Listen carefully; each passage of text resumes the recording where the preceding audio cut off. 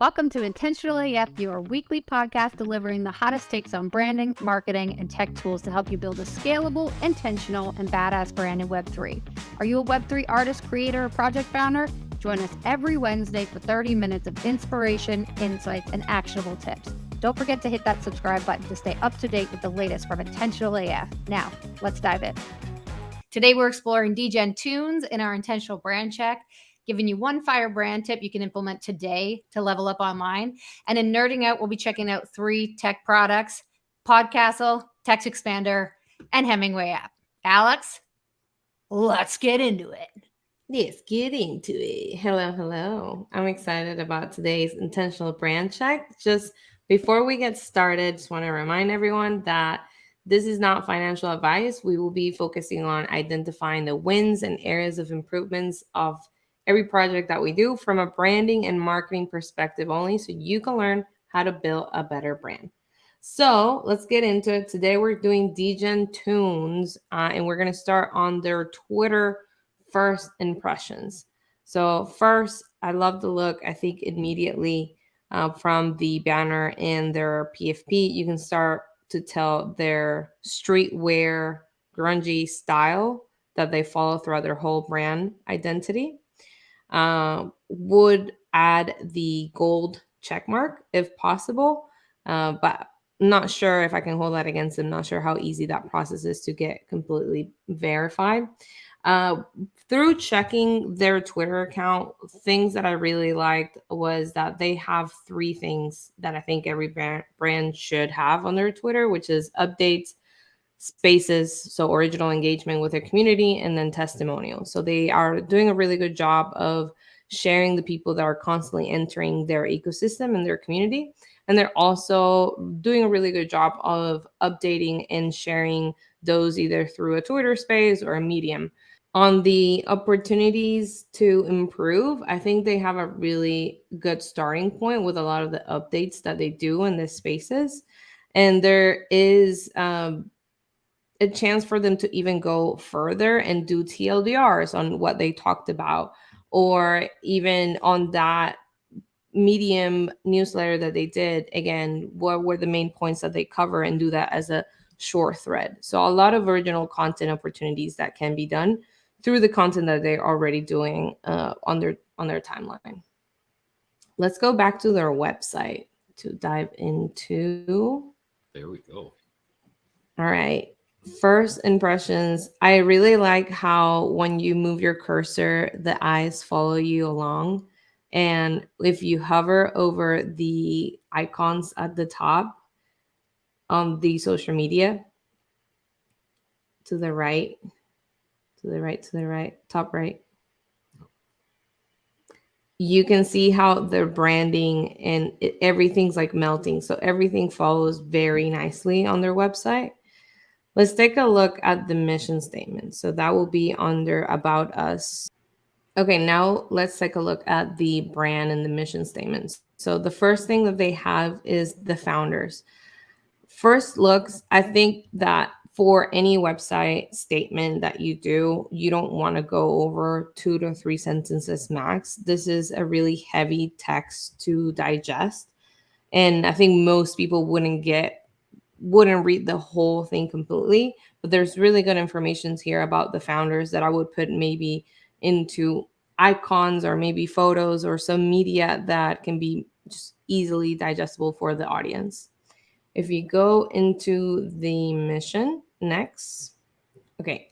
At Degen Toonz, we're building a future where storytelling has the power to shape the world we live in. We're building a platform that aligns the interests of creators, curators, and community members to bring about a more transparent, innovative, and inclusive brand using the blockchain. Okay, some thoughts here. I think that they are doing this a little bit too broad. I think a mission statement should highlight your unique values. Here, if I really dig in, I could say that transparency, innovation, and inclusivity is one of the values that they're highlighting. I think this is a good start. I also think that the mission statement, it's a little bit too broad. I think I could take this chunk of text and put it in another NFT project, and it could easily work the same way that it's doing here. So I would go deeper into the values of the community and the values of the founders to know what are the key differences that they have as a project. I think they have a really strong visual brand with their streetwear, with their background in fashion. So I was expecting them to put that into their mission. So I would add that to just set themselves apart from the other projects. Yeah, I would agree. Something that I see right away, transparent, innovative, and inclusive. I just think of Kristina in my ear saying like, well, what does that mean? What do you mean by transparent? In what way? Innovative in what way? Right? Inclusive how? And they're not answering that question in their mission statement. So in looking here from their brand, you always start with the storytelling and messaging. And first, I'm going to look to the founders. I'm going to look to the team and who's kind of behind it. This is all there is to the team page. And I think while it's leading you to other websites, their social media is there and it's listed.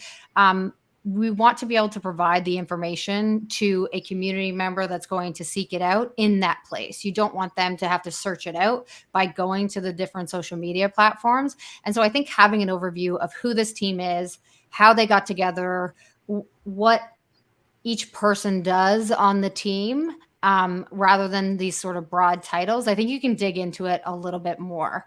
If you go to their founder, so they've got two key founders who have been friends for a long time. Bader Assad is one of them. He's doxxed.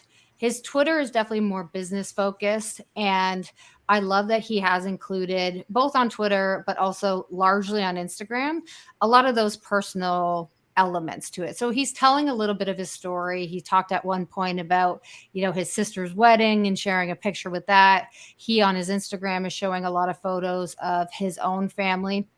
And I think that creates a really strong connection that folks can have, not to this founder and what they may think of a founder, but like, who's the person behind that PFP? What are they about? What do they do on a day-to-day? I think really giving the behind the scenes look of all that draws people in, and it creates more genuine human connection. I think his actual profile itself could use some work. So he talks about the fact that the byline is founder of Degen Toonz, GMGN podcast, and Studio 22. So in that, I'm seeing he's involved with a lot of things, but it's not really giving me anything about that ecosystem that he's kind of creating around himself. And it's certainly not showing his sort of expertise or unique value position, which we'll get into. The other co-founder is Prince Lau. And if you go to that page there, I think it's quite similar. Founder Degen Toonz is the only thing that we're seeing there, not giving me much more information about it. And again, as the community member, it's my responsibility then to start digging in deeper to these profiles. And I think that's okay, but we want to give folks a bit of an understanding of who we are and what we represent right from the beginning, from our own individual profile pages versus sending them directly off to our company page. And I think that's kind of the similar story across both of them. When you look at under the About Us page and you go towards, okay, the second part of storytelling and messaging is, what's the expertise of these public figures? What's their unique value position? And Alex talked about that earlier, that they're sharing. So we've got the big block of text here. If you dig a little bit deeper into it, there is some story here, which actually has some meat. They're longtime friends, which is something that all people can relate to, something that excites folks and makes them kind of jealous. We all wish that we could start a business with our longtime friend. They've got both very similar backgrounds. So Assad has been involved in fashion and jewelry brands, as well as blockchain and understanding that. Again, those are broad, but at least from a founder perspective, I can see that they've done this before. And Prince is the same. Music and fashion designing for A-list celebrities, growing brands around the world. So that could be anything, but it does give a bit of a social accreditation without much, obviously, further information to back it up. If I'm taking it on face value, I'm going to say, cool, they know how to build brands, and that's aligned with something that they're trying to do here. So that's really interesting. I think they could dig further into that. I wouldn't do it necessarily on this brand page, but like we said, on their social channels, we could be more present about their fashion, their love of fashion, which they obviously both have, music, jewelry. That to me presents this culture story and a messaging that we can kind of build off of from that. That's really enticing to the Web3 space right now, and I think people really respond to. The last part that we check about here is, does their messaging reflect the values and their mission? The mission that we talked about was quite bland, and it was pretty broad, to be honest. So one of the things they say is, at Degen Toonz, we're building a future where storytelling has the power to shape the world that we live in. Like that in theory, I don't quite know what that means. In which way does storytelling have the power to shape the world that we live in? In which way does that mean something to them as individuals based on their own unique value position and what they bring to the table? And then they say, we're building a platform that aligns the interests of creators, curators, and community members to bring about a more transparent, innovative, and inclusive brand. And I'm going to echo here what Alex said earlier, not quite sure in what ways. And I think we always encourage folks to get a bit more specific where they can and where it makes sense into those specific elements or those specific values that they're talking about. Transparent can mean a number of different things to a number of different people, as can innovative and inclusive. And so we really want to get them to dig a little bit deeper into that. Every time we dig a little bit deeper into these values, we create opportunities with our audience for human connection. So transparency to me may mean communicating more openly, documenting the process. Transparency to them may mean something entirely different, but each one of those things is going to create an opportunity for our audience to get more connected to us as individuals and to build a stronger, much deeper relationship. I'll end it with saying, they talk about Assad and Lal's vision, and I apologize, I'm not saying that correctly. Vision for Degen Toonz goes beyond any social trend or hype as they work on building long-term developments to bring value and utility to the brand's community. Again, keeping it really broad. I think this messaging would have been a great starting point for a brand, but this brand has a number of months of operations under them, and I think they can take it much further than they have. There's a breadth that they haven't explored here, which I think would really benefit them to opening up who are the community that they have versus just their holders. How are they engaging more people, and how are they creating deeper relationships with Web3 in general? Let's get started with their Twitter profile and take a look. They have about 58,000 followers. And then as we look at that and dig into that, again, their score here on the Social Blade is B-, and relative, that's actually a very good score. The stuff that gets an A+ is just remarkable and gets hundreds of millions of clicks. So we look at the last month and can see they're tweeting on a regular basis, anywhere from 4 to 15 posts a day. They're gaining new followers steadily, so you can tell it's a organic type growth. You can obviously see something happen on the 27th, either some big news or a big announcement. There was a drop and a big gain in some traffic there. So they're doing all the right things. They are gaining followers, not just losing followers, and they are tweeting on a regular basis. So you can see on their account, they try to update everybody as much as they can with all the different parts of their project. A lot of it is based on the artwork and driving folks back to the actual website, and OpenSea, obviously, to keep purchasing. To be honest with you guys, I actually did own some of these Degen Toonz when they were minted originally, just because I did actually like the artwork of it, and the community, and the Degen community was, again, I think more of an alpha, type flag to tell people this is about making money. And I think that's another reason why some of the information on the website does seem very kind of light and very broad. So it can be many things to many people. But overall, in the social stuff, it looks pretty good. I think going forward, I'm going to actually poke into Discords a little bit more and see what the reality of some of the numbers are there as well. But that's it. I think the engagement is actually really good for the numbers, as there are a lot of accounts that have over 100,000 followers, and they would barely get to the 100 likes. With them, with 50 some followers, they get pretty high engagement. 300 people on a Twitter space. If you go there, 100 and almost 200 likes and 40 retweets. that's not bad, especially for a bear market and for a project like them that has just been dialing in to just sharing the experiences of their community. I think they have a No, lot of you're right. potential, and I really like their artwork, which I think a lot of people dived into because they were drawn to the artwork and that streetwear um, kind of vibe. So I will lean into it even more.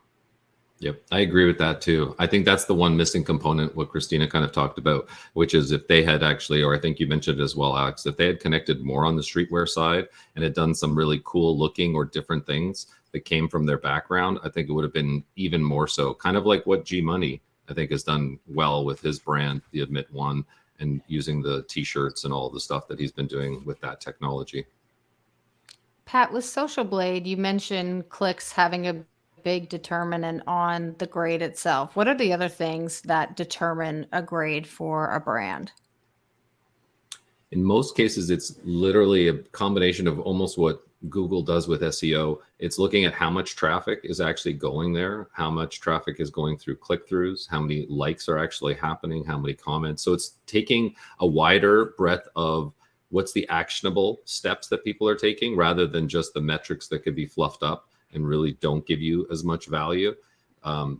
It works really well on also YouTube accounts, and you can see very clearly which people can, send out a video and get 3.9 million views on that video and then get paid on top of it another $4,000 for those views. And you can really see the accounts that are moving actual users along and having a large audience. And I think that's really what it does. Anything over a B or anything in a B zone and above is considered, doing well.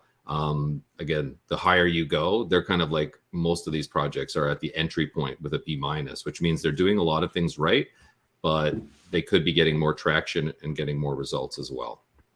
I'd have to give them, from my perspective, I'm going to give them a B plus. I think they're doing a lot of things right on the social. I like the way they're using their graphics.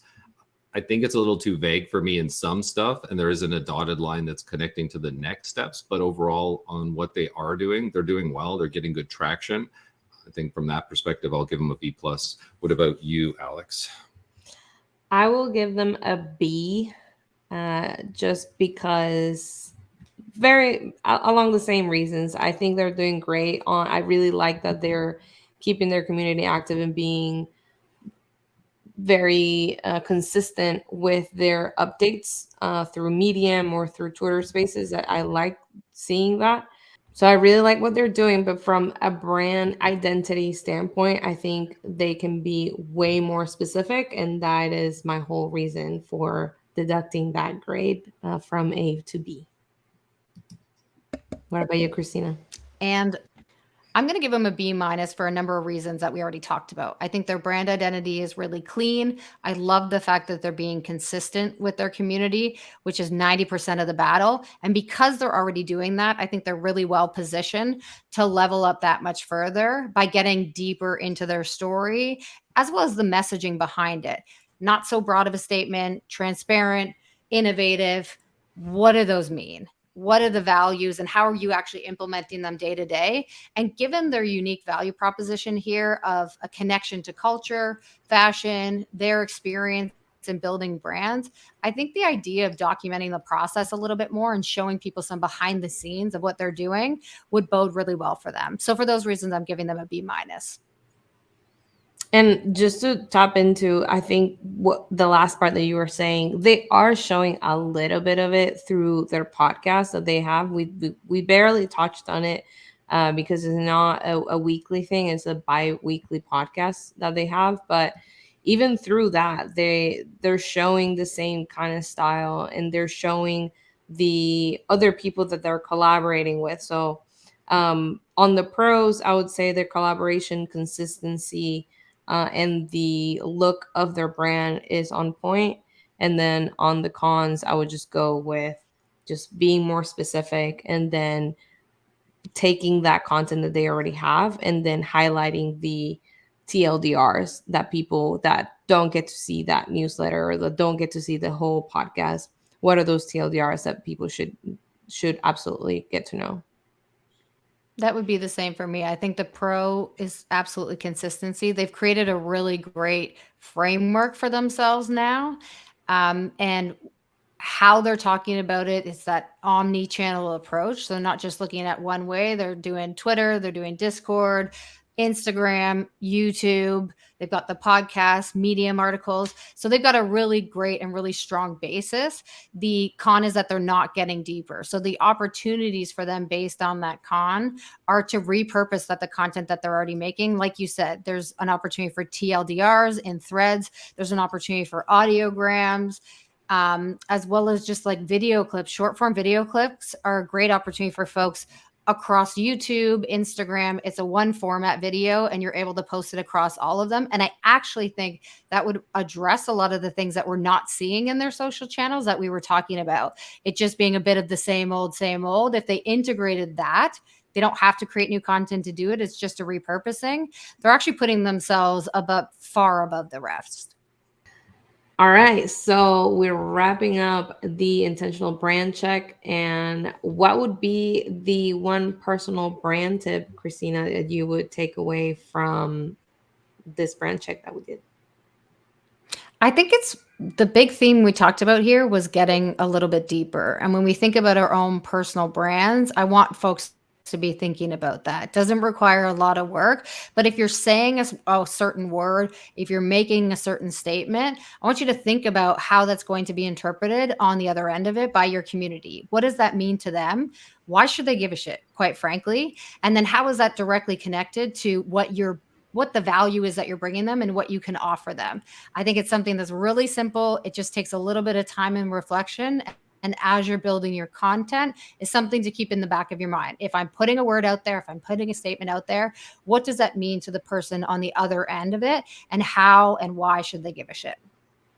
This episode is brought to you by Intentional, a Web3 native agency and collective helping creators and companies build scalable, intentional, and badass brands.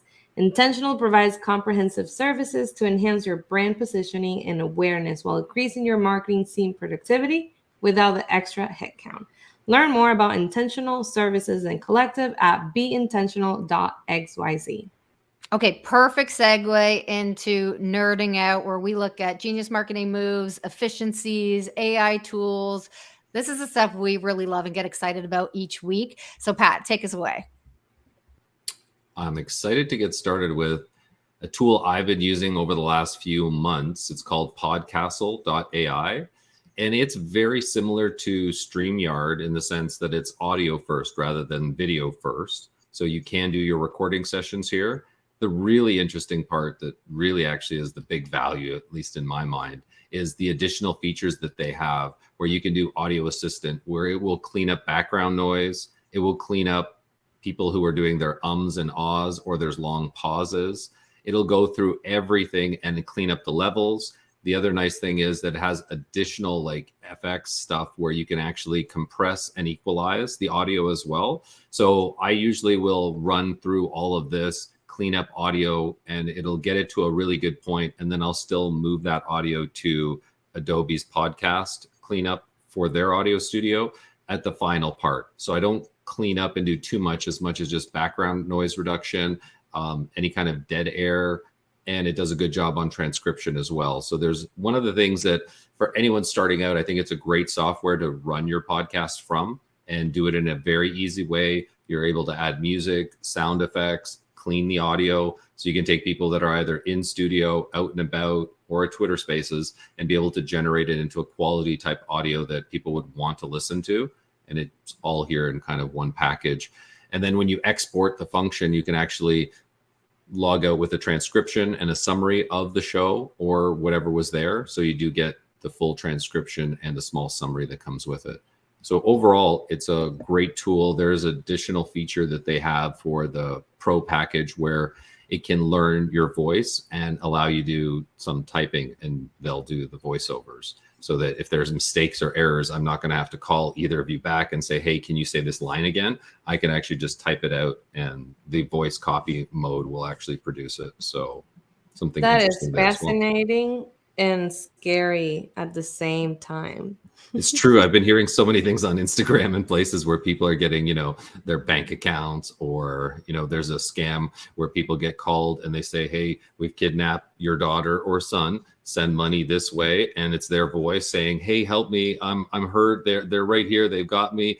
And it's so believable because it's the voice. So if you have any kind of audio quality, so it's one of those interesting things. Scams that used to be about Bitcoin and you being like taken by somebody while you were driving are now being turned into your voice to help leverage that moment as well. So there's a real danger to it. Just like you hear all the different rappers and singers that are now being copied as well from their voices, and people creating AI generated songs.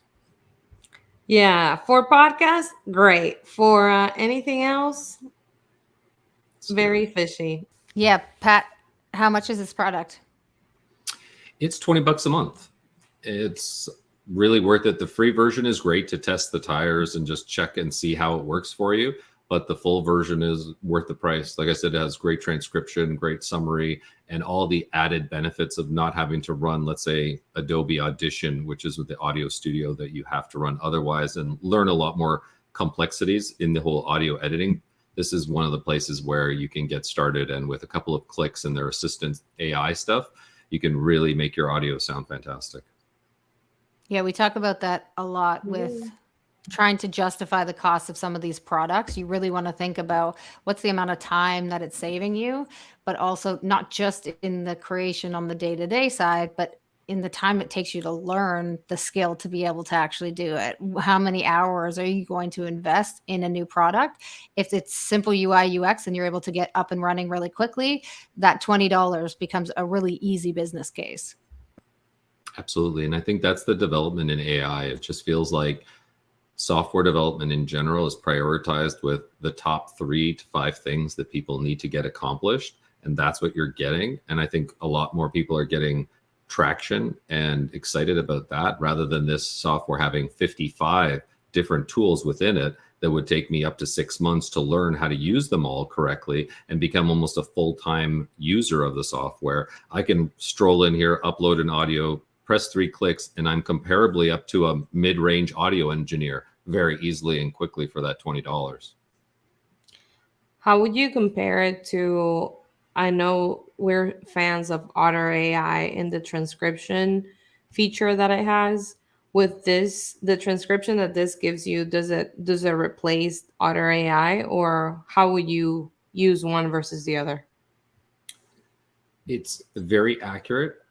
I was surprised because it caught every or ah in the transcript. So you could actually identify certain people say certain words. If we go back to the last episode, I think when I talked about that gling, and it's the video version that allows you to upload a video and it uses the transcription to cut those parts out. So you could actually then do a search replace.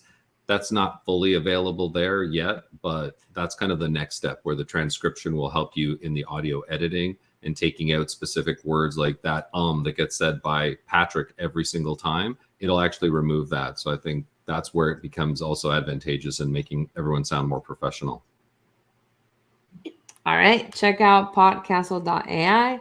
And speaking about saving time, the next tool that I'm bringing to the table is Text Expander.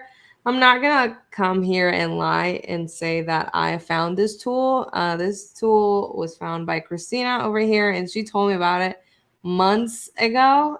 And this tool basically helps you eliminate repetitive typing.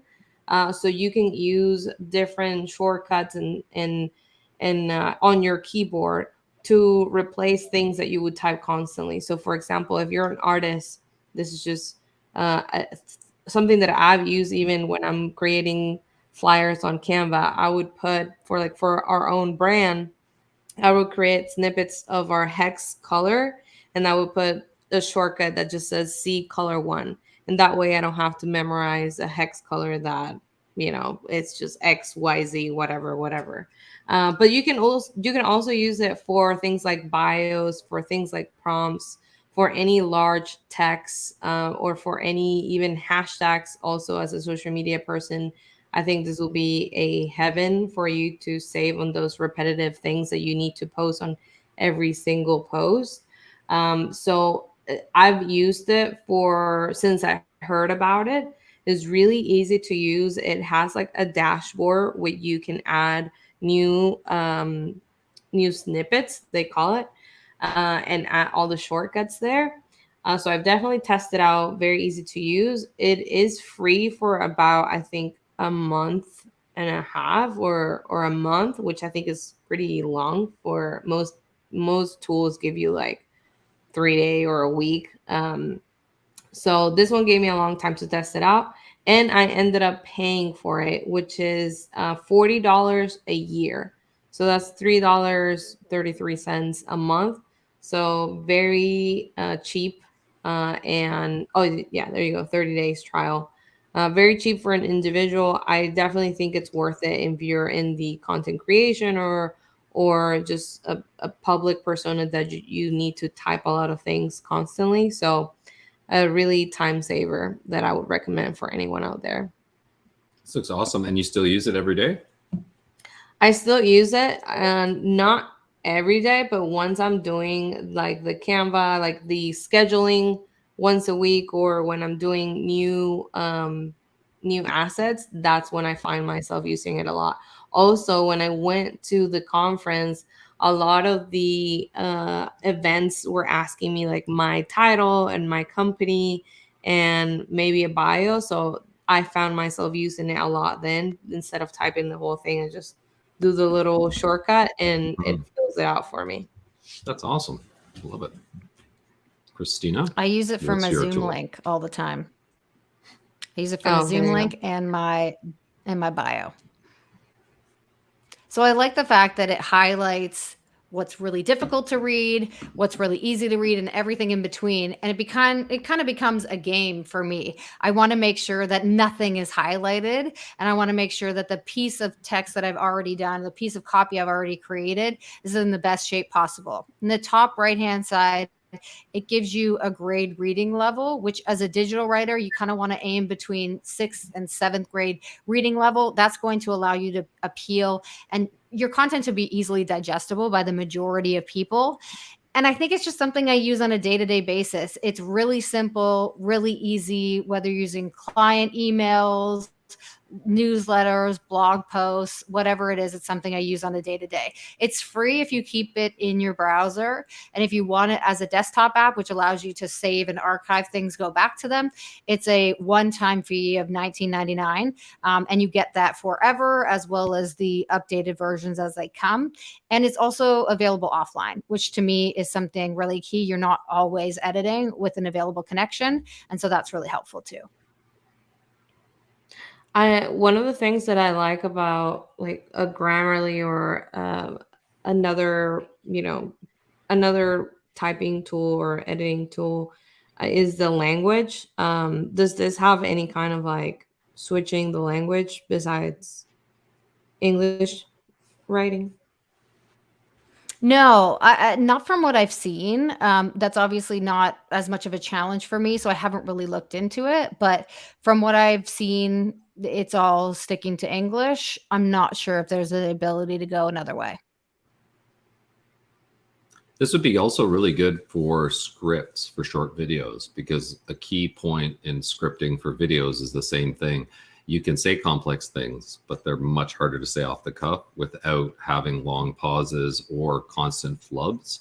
And I think aiming for a grade 6 or even lower level really allows you to hit key points very well, easily, and feel a little bit more natural to what people want to hear, rather than making them think a little bit harder or try to figure out and digest what you're trying to say. And I think that's a key part of this that I think is a good advantage that people should try for sure.